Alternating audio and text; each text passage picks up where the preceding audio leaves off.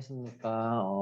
첫 번째 강의 동영상에 이어서 워드로 된 매뉴얼을 조금 더 자세하게 설명을 드릴게요. 요 워드 매뉴얼 파일은 이제 다 받으셨을 것 같고요. 전체 일정이나 주의사항 같은 경우는 먼저 이제 각 분반 대표가 임상수리센터 뒷정리 잘 해주시고 쓰레기 없어야 됩니다. 그 음식물 가져와서 먹지 않으셔. 거기는 청소하신 분이 없기 때문에 음식물 가져와서 먹지 않게 해주시고요. 그다음에 이학적 검진을 할 때 필요한 물품들이 임상수기센터에 준비가 되어 있는 것들이 있어요. 펜라이트, 성진기, 해머, 뭐 튜닝 포크, 면봉, 수동 혈압기 이런 게 있으니까 요거는 의사적 조장이 하기 전에 미리 좀 챙겨주시면 좋을 것 같고, 그 밖에 꼭 필요한 게 있으면 미리 요청해서 제가 살 수 있는 게 있으면 사보고, 뭐 없으면 그냥 이제 할 수 없고요. 혈당계나 성형 측정기 이런 건 나중에 구비를 하려고 합니다. 수업 일정은 이렇게 되어 있는데 이거는 주마다 조금씩 달라지기 때문에 요거는 반드시 조 대표를 통해서 저랑 확인을 하면 될 것 같고요. 8주차, 8번의 이제 CPX 역할극이 진행이 되는 거죠. 그래서 자료 제출이나 검토 스케줄은 그냥 매주 한 번씩 한다고 봤을 때는 그 전주에, 그러니까 모든 자료 제출일은 매주 한 번씩 하는 경우에는 화요일 저녁 6시로 이제 통일을 할 거고요. 자료를 내실 때 링크를 올리는 거랑 별개로 저한테 메일로 늘 제출을 해주셔야 합니다. 그래서 사전 검토를 하기 전에는 전주 화요일 저녁 6시까지 주시면 저랑 이제 몇 번 왔다 갔다 피드백을 하면서 할 거고요. 그리고 이제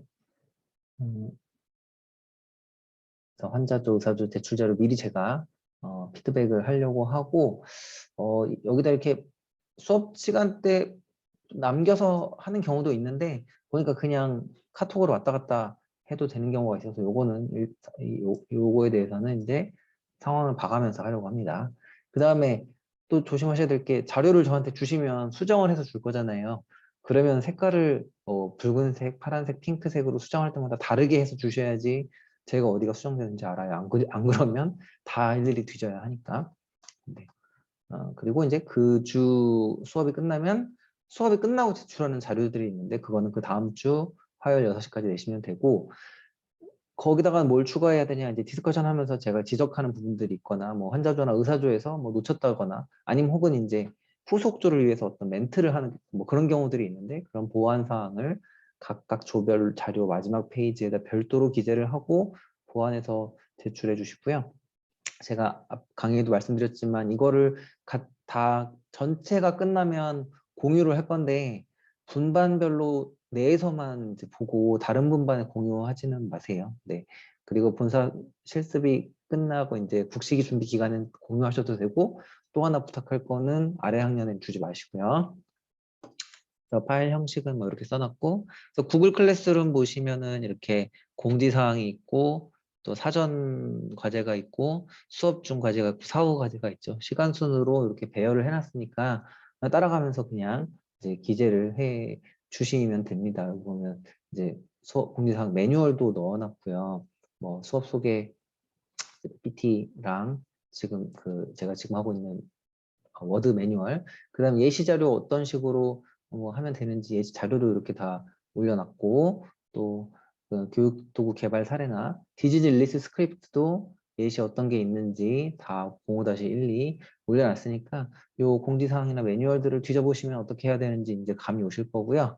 사전과제 읽기 자료 이제 요거 제가 하라고 얘기를 해놨었고, 사전과제 이제 이거 다 읽은 다음에 민족학습 기고글이죠. 이거 앞 강의 때도 말했고 요걸 다 읽으신 다음에 여기 보면 CPX 동영상을 앞에 쪽에 해놓은 예시 하나가 있고, 그거 말고 본인이 선택하는 거 4개까지 해서 총 5개의 동영상, 12개 질환이 있어요. 거기서 4개랑 그 다음에 공통 필수인 피로 그 CPX 앞에 쪽에서 한 거, 그 동영상 5개를 올려놨는데 그 동영상들을 보고 해야 될 이제 사전 과제가 있어요. 이런 식으로 어떤 말고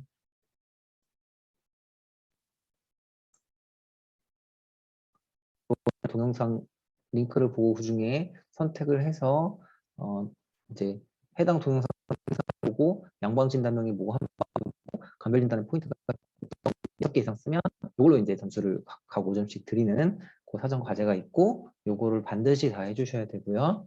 그 사전 과제는 요 읽기 자료 읽어야 되는 게 하나가 있고, 이걸 읽어야지 이제 이걸 할 수 있거든요. 이걸 민족과학 신문의 기고 글들을 읽고, 이걸 CPX 동영상 5개를 보고 하는 사전 과제를 해주시고, 요거는 뭐 그냥 이제 조별 쓰라는 거고, 그 다 하면은 의사조에서는 환자조는 올리시면 안 되죠. 환자조는 자기조가 이제 그 밝혀지니까 어떤 질환인지.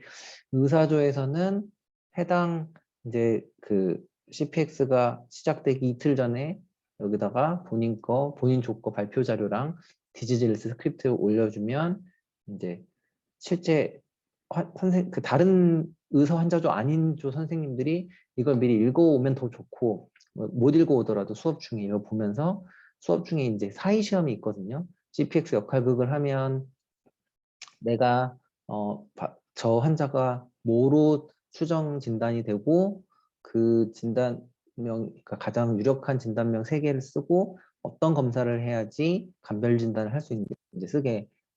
그래서 보시면 뭐 자기 이제 인적사항, 이거 출석으로도 할 거니까 인적사항 쓰고, 모의 진단 환자한테 가장 가능성이 높은 질환명 쓰고, 두 번째로 높은 거, 세 번째로 높은 걸 쓴 다음에 확진을 위해서 어떤 검사가 필요한지, 그리고 왜 그런지 이유를 쓰시는 거를 이제 사회 시험으로 할 거예요. 그래서 이거 어느 시점에 하는지는 제가 말씀을 드릴 거고, 그래서 우리 8개의 모의 역할극을 할 거니까 이렇게 8개가 있죠. 그래서 수업 중에는 이렇게 하고, 수업이 다 끝나면 이제 사후 과제를 내야 되는데, 매주 포트폴리오를 이제 기재를 하고 있는데, 이거는 매주 따로 하는 건 아니고 제가 포트폴리오를 이렇게 쓸 수 있게 양식을 드렸어요. 학번 쓰고 내가 CPX 통해서 무엇을 학습을 하고 싶은지, 또 내가 학습 내용은 내가 학습 내용 뭘 배웠나, 발표 준비하면서 학습한 내용, 또 발표 준비 시에 내가 어떤 걸 했는지, 이거 너무 자세하게 쓰지 않으셔도 되거든요. 그 다음에 발표 전후에 어떤 피드백을 받았는지 이런 거 이제 써주고, 준비하면서 발표 자료 준비할 때 내가 뭐를 맡았는지 환자조나 의사조에서 이거 너무 자세하게 쓰진 않아도 되고요. 발표 전후에 우리 조하면서 어떤 피드백을 받았고, 또 다른 조의 발표를 통해 어떤 걸 학습을 했고, 그래서 나의 학습에 대해서 그냥 뭐 매주 조금씩 쓰시면 되고요. 어쨌든 제가 확인하는 건 마지막에 다 끝났을 때 할 거니까 자신의 학습을 점검하고 자기 성찰을 하고, 뭐 수업 관련 건의사항 있으시면 써주시면 됩니다. 그래서 이렇게 이제 구글 클래스룸 이렇게 사전 과제와 수업 중 과제, 사후 과제 있고요. 역할극 포트폴리오 이렇게 설명을 드렸고, 그다음에 매주차 이제 발표 자료 피드백 받은 거가 이제 링크 달아서 올려주시면 되고, 그 다음 주 화요일까지. 그리고 중간에 제가 동영상도 찍게 하는데, 그 동영상도 업로드를 여기다 이제 링크를 달아서 해주시면 됩니다. 그래서 제출해야 되는 과제는 요 사전 과제, 수업 중 과제, 사후 과제를 시간 순서대로 구글 클래스룸을 따라가셔서 하시면 되고요. 다시 매뉴얼로 돌아와서, 네, 그래서 이제 사전 준비 과제를 뭘 해야 되고, 수업 중에는 뭘 해야 되고, 사후 과제는 뭘 해야 되는지 간략하게 설명을 드렸고, 그 다음에 CPX 역할극을 준비할 때 이제 많이 이제 틀리는 것들이 있습니다. 그래서 이런 것들 좀 같이 이제 얘기를 하려고 하고요.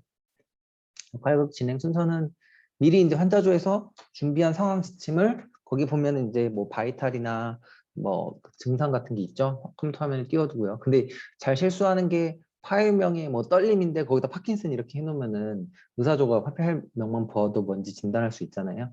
그거는 파일명에는 안 넣게 조심하시고, 그래서 교실 앞쪽에 의사랑 환자가 앉을 책상이랑 이학적 검진을 할 배드가 이미 나와 있을 거고요.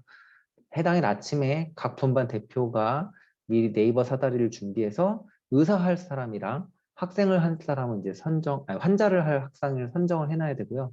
환자조에서는 그 환자만 하는 게 아니라 이 보호자의 역할은 그 뒤에 보면 이제 문진용 카드가 있거든요. 뭐 신경학적 검진 카드, 이학적 검진 카드를 건네주는 역할을 할 거고, 또 동영상을 누가 찍을지 그 사람들이 정해 주셔야 돼요. 그래서 요거는 당일 아침에 정할 건데, 디스커션을 발표할 사람은 미리 정하셔도 돼요. 그리고 발표 PPT를 별도로 만드는 건 아니고, 이제 제출하는 자료를 그 워드 한글로 해놓은 그걸 보고 하시면 되고요. 그다음에 아침에 의사조에서 본인들이 검진을 할 때 필요한 도구들이 있죠. 뭐 해머, 혈압계, 청진기, 펜라이트 이런 거는 미리미리 준비를 해 놓으셔야 됩니다. 교실 뒤에 다 있으니까 미리 확인해서 어디 준비를 해 놓으시고, 그래서 이제 할 사람이 정해지면 학생 의사가 문진하는 타임이 되겠죠. 그래서 학생, 환자나 보호자가 이제 앉고 의사조에서 이제 상황 지침을 읽고요. 그래서 환자랑 보호자에게 이제 의사가 이제 환자한테 문진도 하고 검진도 할 텐데, 신경학적 검진이나 의학적 검진을 문진하다 보면 되게 명확해지는 진단, 좀 좁혀지거든요. 뭐 떨림 같은 경우도 금방 이제 파킨슨이다 아니다 이런 거 이제 판단이 될 거예요. 근데 우리가 하려는 거 오스키 술기를 연습하려는 목적도 있기 때문에 이 사람이 너무 뭐 손해 문제가 아니야. 그래서 뇌졸중이나 뭐 이런 건 손해 문제를 확인할 필요가 없어. 그렇다 하더라도 떨림 환자면 손해에 대한 의학적 검진, 뭐 탄덴 게이트라던가 아니면 뭐 롬버거 테스트라던가 이런 거를 다 충분히 해서 교육적으로 다른 친구들도 다른 선생님들도 확인할 수 있게 하시고요. 카드만 왔다 갔다 하는 게 아니고, 그러니까 환자 역할을 할 학생이 제대로 그거를 반응을 이상 반응이나 정상 반응을 재현을 할 수 없는 경우가 있거든요. 뭐 그렇다 하더라도 의사는 충분히 이학적 검진을 수행을 하고 그 후에 보호자한테 이제 그 이학적 검진 카드를 받아야 돼요. 그래서 의사도 마찬가지고 환자도 마찬가지고 이학적 검진을 어떻게 하는지 알아야 되고 이거의 정상 이상 반응이 어떻게 나오는지 알아야 되고, 환자는 당연히 환자 역할을 하는 학생은 당연히 뭐 정상이면 정상 반응을 보여줘야 되고, 뭐 이제 비정상이면 비정상 소견을 정리적 소견을 이제 보여줘야겠죠. 뭐 떨림, 예를 들어 뭐 경직에 대한 검진을 한다 그러면은 의사에서 환자의 떨림 환자의 경직 소견을 확인할 때 그걸 이제 재현을 할 수 있고, 걷는 것도 마찬가지고요. 그런 식으로 재현을 해주셔야 되고요. 심음이나 폐음 같은 거 그런 걸 이제 진찰 과정 중에 들려줘야 할 때가 있는데, 그거는 컴퓨터가 아니라 그냥 내가 들고 있는 핸드폰이나 뭐 패드에 음량을 최고로 해서 이렇게 마이크에 대가지고 들려주셔도 돼요. 그리고 이제 제가 계속 강조하는 게, 진단이 너무 명확해도 다른 질환에 대한 검진이나 질문도 교육적 목표를 위해서 꼭 해주시고요. 의사조는 본인조에서 준비한 거를 보고 해도 돼요. 너무 방대하기 때문에 그걸 외울 수가 없거든요. 환자조는 그런데 다 외워서 하셔야 돼요. 자기들 걸 다 외워서 하셔야 되고, 그다음에 이제 의사조에서는 이학적 검진을 하잖아요. 자기가 무슨 검사를 합니다. 뭐 예를 들어서 뭐 롬버거 테스트를 했습니다. 근데 양성이다, 음성이다, 정상이다, 이상이 있다. 요거를 내가 검진을 한 다음에 내가 무슨 검사를 했고 이게 정상입니다, 이상입니다를 매번 할 때마다 뭐 SLR을 했는데 정상입니다, 비정상입니다. 그거를 다른 학생들이 다 들을 수 있게 크게 말해주고요. 그다음에 막 되게 어려운 의학 용어를 쓰는 사람들이 있는데, 대상자는 일반인 환자라고 생각을 하고 환자가 알아들을 수 있는 용어를 사용을 하셔야 됩니다. 그리고 이제 여기 보면 의사랑 환자가 이제 문진하고 의학적 검진을 하잖아요. 그 시점에 의사조의 다른 조 멤버들은 디지즈 릴리스 스크립트를 미리 만들어 놨으니까 거기에 표시를 해가면서 진단을 이제 확정을 하고 또 발표를 어떻게 할지 준비를 하시면 되고요. 그래서 디지즈 릴리스 스크립트 본인들 있는 거에 좀 색깔 표시를 하면서 발표를 하면 더 좋을 것 같아요. 그 다음에 그렇게 해서 이제 이학적 검진이랑 문진이 다 끝나면 원래 진료 상황에서는 진단을 바로 해야 되죠. 근데 선생님 학생들이니까 좀 미숙한 게 있기 때문에 진단을 위해서 혹시 의사 역할을 하는 선생님이 놓친 게 없는지 작전 타임을 줄 거예요. 그래서 환자를 잠깐 들어가게 하고 의사조 친구들이 다 앞으로 나와서 한 5에서 10분 정도 혹시 우리가 빠뜨린 건 없는지, 추가적으로 더 검사해야 되는 건 있는지, 물어봐야 될 건 없는지, 그거를 의사조들이 모여서 이제 논의를 하는 시간을 가질 거고요. 그래서 여기서 우리가 뭐를 놓쳤고 뭐를 검사를 더 해야 되고 이걸로 진단이 추정이 되는데, 그럼 이 환자는 이제 이때 환자한테 설명을 해줘야 되잖아요.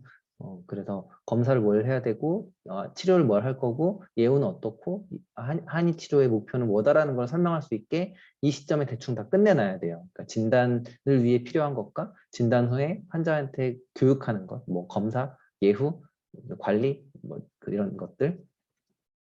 그래서 그걸 하고 이 사이에 이때 의사들이 이제 논의를 할 때 다른 나머지 조 학생들은 아까 구글 클래스룸에 사이 시험 보여줬죠. 수업 중에 이제 제출할 거.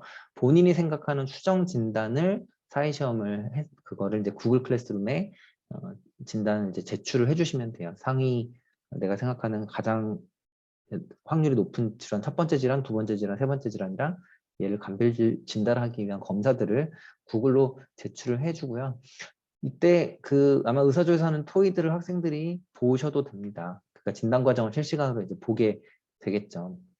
그래서 이 시점에 의사조에서 우리 이거 뭐 더 물어볼 거고 더 검진을 해야 되는 게 정해지면 환자를 추가적으로 이제 불러서 진찰하고 검진을 할 기회를 줄 거고요.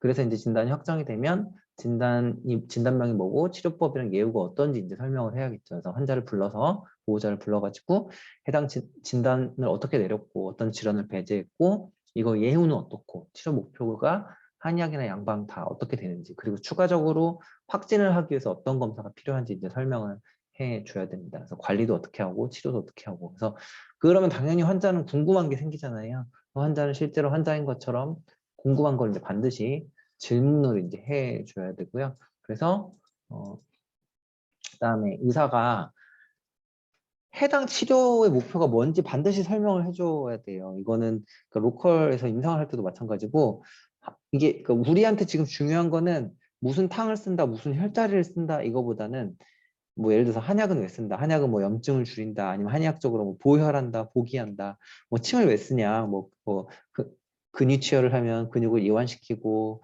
뭐 원위치열 했을 때는 뭐 자율신경을 조절하고 이런 왜 한약과 침을 쓰고 왜 추나랑 부항을 쓰는지 그거의 목표는 뭔지를 크게 설명을 이제 환자한테 반드시 해줘야 돼요. 이거를 잘 환자 의사 역할을 하는 선생님들이 놓치는데 이거 되게 중요하고 설명을 다 하면 쉬는 시간 이제 5분을 드릴 건데 그 사이에 의사조랑 환자조는 이제 진단이 다 끝났잖아요. 그럼 발표 어떻게 할지 최종적으로 발표 내용 좀 정리하고 본인들이 발표할 자료를 PPT든 워드든 뭐 한글이든 반드시 다운로드를 해놔서 지체되지 않게 해놓고 유튜브 같은 거 뭐 틀어줘야 되면 링크 같은 거 미리 다 좀 뭐 자료 같은 데 띄워놓고 음량도 좀 조정해놓고 그렇게 해주고 그럼 이제 의사조부터 발표를 할 거예요. 그래서 본인들이 추정한 진단을 발표할 건데 이때 서로 간에 코멘트 해도 되고 다른 조의 질문을 해도 되고요. 그래서 스키마를 이제 준비를 해주셨잖아요. 그 스키마를 바탕으로 스키마 이제 자료를 준비했는데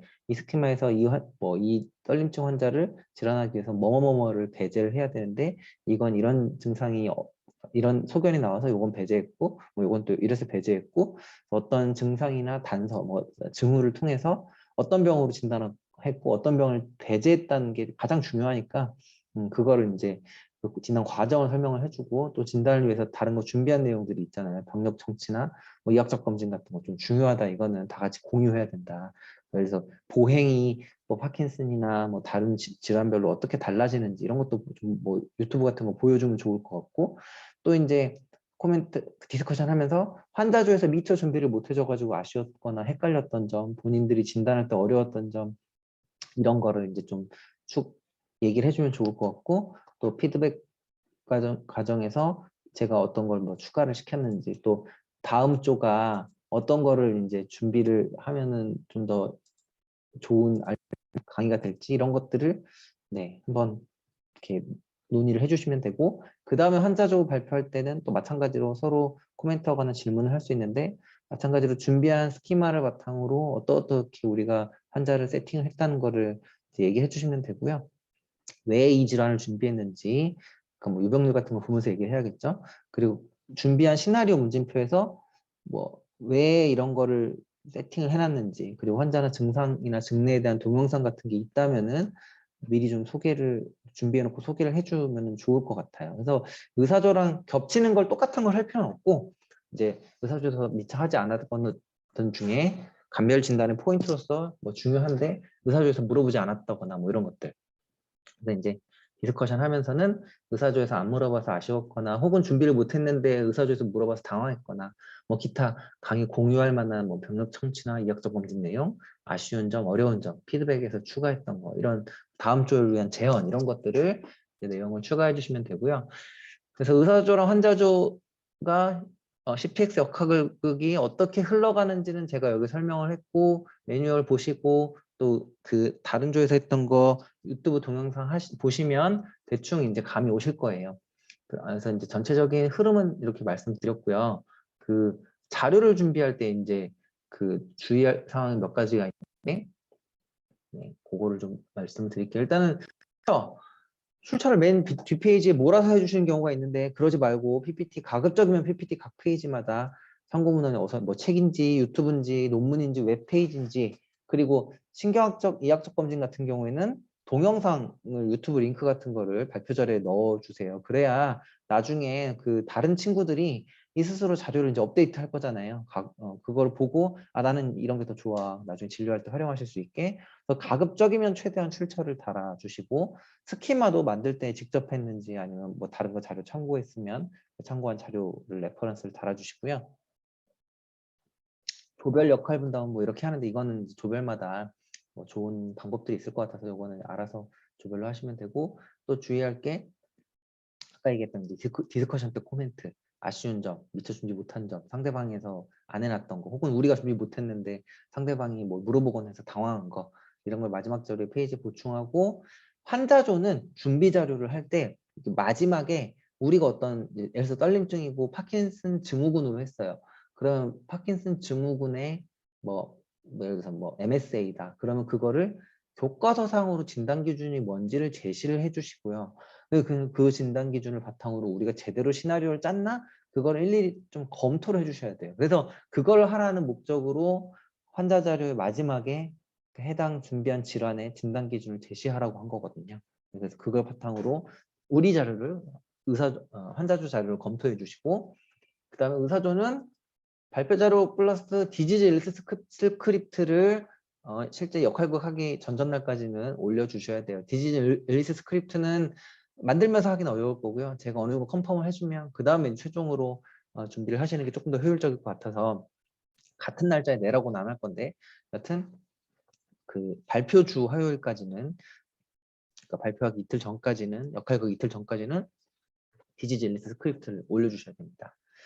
이거는 공통주의 상황이고, 환자조랑 의사조 이제 개별로 자료 준비하고 실습할 때 주의사항 또 이제 말씀을 드리겠는데, 환자조 같은 경우에는 내가 어떤 증상이 있고 거기에 맞는 이제 질환을 정할 거고, 근데 어떤 질환으로 할지는 유병률을 좀 보셔야 돼요. 그래서 어떤 증상이 있을 때, 떨림이 있을 때 여러 가지 가능한 질환들이 있는데, 너무 구석지에 있는 유병률에 너무 낮은 그런 질환을 하면 사실 맞추기가 쉽진 않으니까, 그래서 어느 정도 이제 좀 들어보고 좀 그래도 유병률이 있는 질환에서 그 질환을 선정하고 거기서 스키마를 구성해서 감별 진단을 가능할 수 있게 어떤 해당 증상과 질환에 따른 응답 대본이나 이런 걸 마련하시면 되고요. 그래서 유병률을 좀 보자. 그래서 화에서 준비할 건 이제 아래에 있는 1에서 6까지인데 다른 쪽에서 해놓은 거 보시면 어느 정도 좀 감이 오실 거고요. 제가 이제 올려놨으니까. 이때 주의해야 될 거는, 우리가 1차 진료를 하잖아요. 1차 의료에서 가능한 상황을 상정을 해야 돼요. 그러니까 검사 결과가 별로 없는 거죠. 양방도 마찬가지죠. 이제 앞 수업 시간에 그 유튜브에서 말했던 게, 로컬 의원의 뭐 CT, 뭐 스펙트 뭐 이런 거 막 특이한 검사들, 막 경부 당부한 검사 이런 거 잘 없잖아요. 그러니까 로컬 의원에서도 사실 그런 검사가 없기 때문에 그래서 환자의 검사 결과가 우리가 일반적으로 접할 수 있는 거 위주로만 해서, 한의원에서 수행이, 우리 같으면 이제 한의원에서 수행이 가능해야 되잖아요. 뭐 거미경, 비내시경, 혈당, 혈압 이 정도는 이제 볼 수 있으니까 그런 거 정도만 포함하고, 너무 불가피할 경우에는 한두 개 이제 검사를 포함할 수는 있어요. 엑스레이 같은 거 뭐 넣을 수도 있죠. 그리고 건강검진에서 일반적으로 행하는 검사는 뭐 한두 달 전에 검진했는데 뭐 이상 없었어요. 뭐 어떤 게 문제가 있다고 했어요. 그런 거는 뭐 이미 이제 그런 건 이제 환자조에서 제공을 할 수도 있죠. 근데 그게 아니라 너무 디테일한 뭐 검사 결과는 없이 가는 게 좋고요. 만약에 우리가 뭘 부인과 질환을 하는데, 월경통 같은 거 하는데 초음파 없이는 도저히 못하겠다. 그럼 그거는 미리 제가 의사조에 준비할 수 있도록 고지를 할게요. 그건 이제 환자조 자료를 보고, 그러니까 저한테 얘기를 해야죠. 이거는 뭐 초음파 없이 못하겠습니다. 그러면 제가 의사조한테 이거 환자조에서 초음파는 좀 필요하다고 하니까 미리 좀 의사조에서 공부하세요 라고 말을 해놓을 수 있거든요. 그래서 뭐 그런 건 미리 저랑 이제 얘기해 주시면 좋을 것 같고, 그래서 이제 한글 파일, 그래서 이제 자료를 어떤 걸 만들면 되냐, 뭐 한글 파일 뭐 주긴 했는데 조마다 조금씩 다 다르긴 한데 밑에 있는 내용들이 이제 필수적으로 들어가시면 되고, 스키마랑 상황 지침, 그다음에 표준화 환자 시나리오는 반드시 채워주셔야 되는데요. 스키마를 보고 해당 증상에서 유발될 수 있는 질환들을 한눈에 이제 파악해야 되죠. 할 수 있게 해야 되죠. 그래서 이제 질환명을 적어주고 왜 그 질환을 했는지 이유도 이제 설명을 해주고요. 그래서 기침이었으면 기관지 확장증을 선정했다. 그래서 가능한 진단명, 양방 진단명들 다 제시하고 또 변증 스키마, 가능한 한의 진단명도 이렇게 구성을 해주시고, 그다음에 그 CC가 유발될 수 있는 질환들을 싹 찾은 다음에 유병률 역학을 조사해서 좀 이제 가능성이 있는 질환들을 보여줘야 되고, 유병률 모르고 하는 역할, 그건 이제 의미가 좀 반감이 됩니다. 그래서 그런 이제 질환 목록들 중에서 이학적 검진이나 그 특징적인 증상들로 감별이 가능한 질환을 설정을 해야겠죠. 막 되게 막 구석이 붙어 있는 혈액 검사만으로 감별이 가능해, 이런 거는 로컬에서 가능하지 않잖아요. 그래서 그걸 좀 생각을 하고 질환을 설정해야 되고요. 한의학적 변증 진단은 여기 말고도 하는 게 많기 때문에 저랑 하는 CPX에서는 한의학적 변증 설정은 우리 CPX의 주요 목표가 아니어서 이거 너무 막 빡세게 하진 않아도 되지만 증상을 보고 대충 감별이 가능할 정도로 이렇게 좀 해주시면 됩니다. 그래서 조금 더 양방적인 진단이랑 예후 치료 검사 이런 데 이제 관심을 두시면 될 것 같고요. 그 다음에 자료 보시면 알겠지만 이학적 검진, 신경학적 검진 카드를 이제 다 준비를 해야 되는데 가장 잘 틀리는 게 환자조가 정한 질환만 준비를 하면 안 되죠. 환자조에서 이 질환을 정했으면 이거랑 비슷한 감별해야 되는 질환들, 다른 질환들에 대한 것도 준비를 이학적 검진 카드를 다 준비해 놔야 되잖아요. 그래서 의사조에서 다른 질환을 감별하기 위한 이학적 검진이나 증상들을 미리 준비를 이제 해놔야 돼요. 이게 가장 크게 하는 실수고요. 예를 들어서 뭐 떨림증이 원인 이런 게 있어요. 재현을 할 수 없는 경우도 있거든요. 떨림증이 원인인데 뭐 갑상선 만약 항진 때문에 생긴 떨림증이야. 그러면 갑상선 항진증을 환자조에서 재현할 수는 없잖아요. 그러니까 이런 건 미리 그냥 갑상선 목에 대한 카드, 사진으로 되어 있는 카드 같은 걸 준비해서 의사가 갑상선을 촉진하고 시진한다. 그럼 그때 그걸 주면 되는 거예요. 만약에 윌슨병 때문에 구리 침착이 생겨서 막 비정상적인 떨림이 생긴다. 그러면 의사가 눈을 봐서 구리 침착 링이 있는지 카이저 링이 있는지 봐야 되잖아요. 근데 그건 내가 재현을 할 수가 없으니까 만약에 내가 윌슨병으로 떨리는 그런 환자를 만들어놨는데 의사가 눈을 보는 것 같아. 눈을 본다고 해. 그러면 그때 이제 눈 사진 준비해놨던 거, 구리링이 녹색으로 침착된 거, 이런 걸 이제 출력해서 정상인지 비정상인지 보여줄 수 있는 카드를 이제 준비를 해서 주면 되고, 이제 여기서 아까 한번 강조했듯이 교육적으로 오스키를 실제로 해보는 것도 이 CPX 역할극에 넣어놨기 때문에 의사가 어떤 검진을 할 수 있는 시간을 충분하게 주고 그 해당 부위에 대한 검진이 끝나면 카드를 주는 걸로 합니다. 그러니까 바로 뭐 갑상선 촉진하겠습니다 하면 바로 카드를 주는 게 아니라 갑상선을 촉진하고 시진하고 좀 시간이 지나서 고민하고 그 시점에서 이제 주면 되는 거죠, 카드를. 그러면 의사는 그 카드를 받고 이제 읽어주면 되는 거고요. 그다음에 신체 진찰과 관련해서 이제 여기 이제 아까 위에도 한 얘기지만 감별할 수 있게 다른 질환이랑 감별할 수 있는 이학적 소견이나 증상 소견들을 다 준비를 이제 싸그리 다 해나가야 됩니다. 그러니까 여러 가지 질환을 가능한 거를 다 확인을 해서 우리 환자 시나리오에 다 녹여내야 되죠. 그 다음에 의사조에서 문진할 때 환자조에서는 카드를 이제 줄 거잖아요. 이학적 검진, 신경학적 검진을 하면 그때 의사가 물어볼 때 하나씩만 물어볼 때만 제출하게 해주세요. 물어보지도 않은 거를 한꺼번에 다 주면 안 되고 그다음에 환자가 정상적으로 수행을 해가지고 뭐 예를 들어서 DTR 같은 걸 제대로 했어, SLR 제대로 했어. 그런 거는 그냥 환자가 했던 정보만 보고 의사가 판단을 할 수 있잖아요. 그래서 그거는 준비는 해놓되 의사가 환자가 서로 잘 확인을 하고 의사가 헷갈리지 않게 이제 소견이 나오면 굳이 그거를 챙겨서 그 검사 소견 카드를 줄 필요는 없습니다. 그래서 이렇게 출력할 카드는 맥진 따로, 설진 따로, 복진 따로, 동공반사 따로, 건반사 따로, 바빈스키 따로 이렇게 다 따로따로 해주셔야 돼요. 이거를 하나의 카드를 한꺼번에 주면 안 되고 수행하는 오스키마다 따로따로 출력을 해서 준비해서 의사가 하나씩의 정보만 받을 수 있게 그렇게 준비해 주셔야 되고요. 그 다음에 이제 표준화 환자 시나리오도 준비를 해가야 되는데 가상 환자의 설정을 환자가 이제 이거 외워야 되니까 이거는 환자는 보고 안 한다 그랬잖아요. 철저하게 숙지를 하고 잘 모르겠는 건 그냥 모르겠다고 하시는 게 의사가 헷갈리지 않을 수 있는 것 같아요. 그래서 환자조가 어떻게 보면 의사조보다 조금 쉽다고 할 수도 있는데 여러 질환들을 잘 감별하게 해야 되니까 그런 감별할 수 있는 의학적 검사들의 포인트들을 유튜브 같은 데 다 모아서 디스커션 할 때 이제 자료에 공유하면 좋을 것 같고요. 근데 문진표 만들 때 여기 보면 뭘 물어보는데 뭘 물어보고 그게 뭐 때문에 물어보는지 운동하거나 성관계할 때 두통이 악화되나요는 이 질문을 물어보는 건 제조막하 출혈이나 동맥 박리를 감별하기 위해 하는 질문이잖아요. 아니요라고 이제 했죠. 그래서 아니요라고 답만 써놓는 게 중요한 게 아니라 내가 이걸 왜 물어보지?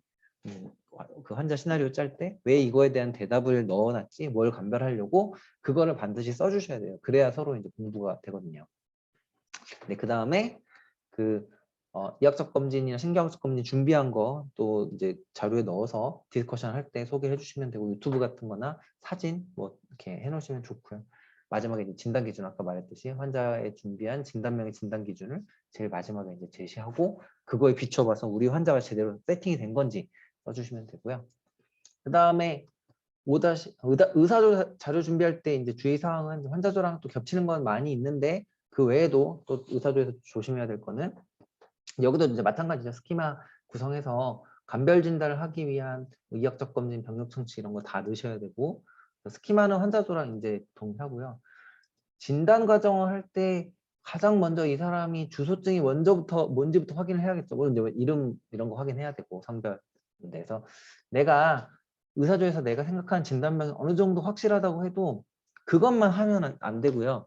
교육 효과를 좋게 하기 위해서 다른 배제해야 되는 진단에 대해서도 그 질문들을 충분히 해주세요. 이게 물론 실제로 CPX 시험을 볼 땐 이렇게 못하죠. 근데 우리가 지금 하는 거 역할극이고 시간을 길게 제가 보통 한 3, 40분 이상 이렇게 주잖아요. 그러니까 연습을 하기 위해서 하는 거여서 나중 CPX 국시 시험 때는 이렇게 하면 안 되지만 여기서는 좀 최대한 다른 질환을 배제하기 위한 질문들을 충분히 해주시고 그래서 이제 그렇게 되고 이제 진단 과정에 대해서 자료 준비할 때 마찬가지로 이제 해당 주소증으로 가능한 진단명을 쭉 나열하고 각 진단별로 진단 기준이 어떻게 되고 감별 진단을 위한 증상이 뭐가 있고 그 역학이나 유병률은 어떻고 질환의 경과 같은 그런 거 이게 감별 포인트나 배제 포인트가 되잖아요. 이런 표를 이제 다 준비를 해주시고 검사 같은 경우에 뭐 우도비 내용이 그 진단학책 같은 데 있다 그러면 뭐 같이 넣어주면 더 좋을 것 같고요. 뭐 예를 들어서 술을 마시고 나서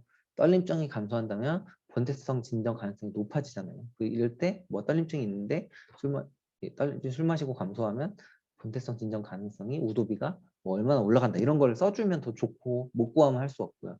그리고 이제 물어볼 때 주의할 게 질문을 쪼개서 물어봐야 되거든요. 한꺼번에 물어보는 게 아니라 술이나 커피를 마시면 떨림 증상이 어떠신가요? 이러면 환자 머리에는 커피만 남죠. 술은 기억을 못해요. 그래서 술 마시면 떨림 증상이 어떻게 변하나요? 그러면 커피를 마시면 떨림 증상 어떻게 변하나요? 이렇게 각각 따로따로 나눠서 물어보셔야 되고요. 네. 그 다음에 문진표 이거 이제 앞에 얘기했듯이 문진표 의사조 만들 때 내가 물어보는 증상이 어떤 걸 감별하려고 하는 건지 미리 기입해 놓고 또 의사조에서 어떤 이학적 검진, 신경학적 검진 할 때 이거 마찬가지로 유튜브 링크 다 준비해 놓고 그다음 디지즈 릴리스 스크립트 파일을 준비해 놨잖아요. 그래서 그 파일에 이제 그 의사조에서 그 내용을 표기해 가면서 요걸 발표 자료에 색깔을 치든 뭐 하든 해서 발표 자료에 활용을 하시는 게 더 좋을 것 같아요. 이번 분반 3분반 때는 이걸 안 하긴 했는데 가급적이면 디지털 릴리스 스크립트도 또 디스커션 발표 때 같이 활용을 하면 좋겠다. 그다음에 진단 치료 예후 추가 검사 이런 게 뭐가 필요한지 이제 설명을 해야 되는데 그러니까 자료에서는 이제 이 자료가 아니고 제가 이제 이 자료를 드렸었고 그래서 가장 확률이 높은 진단명이 뭐고 거기에 따른 치료 목표가 있을 거잖아요. 파킨슨이면 아까 말했듯이 떨림을 뭐 좀 감소시키는 거지 완전히 파킨슨을 치료하는 건 아니니까 그래서 치료 목표가 어떻게 됐고 뭐 예를 들어서 뭐 운동성 비운동성 증상을 감소시키고 질환 진행을 방지하고 증상을 감소시킨다. 거기에 따른 한약방 치료법 뭐 침은 뭐 때문에 뭐 예를 들어서 자율신경계에 작용한다, 뭐 중뇌에 뭘 보호한다 이런 식으로 어떤 메커니즘이나 치료 목표를 설명을 해주고 이 질환은 예후가 어떻게 돼요? 그 확진을 위해서 뭘 검사를 해야 돼요? 뭐 파킨슨이면 페트나 스펙트 같은 거, MRI 같은 걸 좀 해봐야 됩니다. 그래서 이거를 하려면 미리 뭐가 질환이 걸릴지 모르잖아요. 그러니까 해당 떨림으로 할 수 있는 여러 가지 질환에 대한 추가 검사나 예우를 미리 자료에 다 준비해 놔야겠죠. 그래서 무슨 검사를 해야 되는지는 기존에 우리가 만들어놨던 자료 보고 바로바로 이제 대답할 수 있게. 뭐 갑상선 문제면 갑상선 TFT를 봐야 되고, 뭐 혈당 문제면 혈당 검사도 해야 되고 그러잖아요. 그래서 그런 어떤 검사를 해야 되는지 미리 자료에 이제 해놔야 되고, 그 치료법에 대해서도 앞에 잠깐 말하긴 했는데, 해당 질환에서 특히 한의학 같은 경우에는 어떤 혈이나 약제를 구체적으로 제시하는 게 목적은 아니에요. 침출의 국소적인 목적은 뭐다, 뭐 뜸은 뭐다, 한약은 뭐 염증을 줄인다, 뭐 평활근을 이완시킨다, 이런 식으로 좀 광범위하게 각각 중재가 왜 들어가는지 목적을 환자에게 티칭하는 게 중요하고, 이런 걸 할 수 있게 자료를 준비해 주시면 좋을 것 같습니다. 그래서 여기까지 그 매뉴얼 가지고 어떻게 수업을 CPX 매뉴얼을 어떻게 CPX 역할극을 준비하고 발표 자료를 만들어야 되는지, 그리고 역할극 시간에는 어떤 걸 조심해야 되는지 설명을 드렸습니다. 네, 여기까지 해서 이제 오리엔테이션 강의를 마치겠습니다.